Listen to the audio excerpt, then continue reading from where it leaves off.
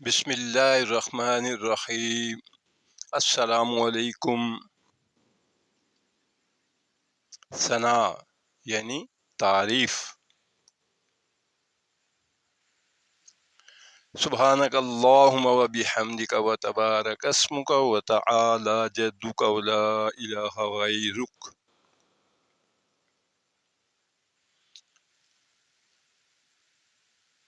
سبحانک اللہم، اے اللہ پاک ہے تیری ذات، و بحمدک تو ہی قابل تعریف ہے، و تبارک اسمک اور مبارک ہے تیرا نام،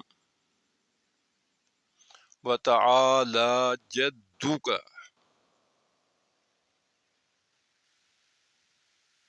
اور بلند ہے تیری ذات، ولا الہ غیرک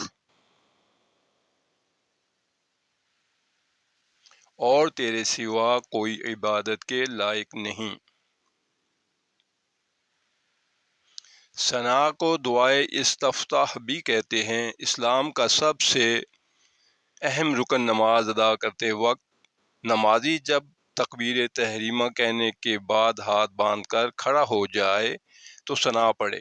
رسول اکرم صلی اللہ علیہ وآلہ آلہ وسلم اس موقع پر مختلف دعائیں پڑھتے اور اللہ سبحانہ و تعالی کی حمد، پاکیزگی اور تعریف بیان فرماتے۔ دعائے استفتاح پڑھنا ضروری ہے کیونکہ نماز ٹھیک طرح سے ادا نہ کرنے والے ایک صحابی کو نماز کا درست طریقہ سکھاتے ہوئے رسول اللہ صلی اللہ علیہ وآلہ آلہ وسلم نے اس کا حکم دیا تھا اور فرمایا تھا۔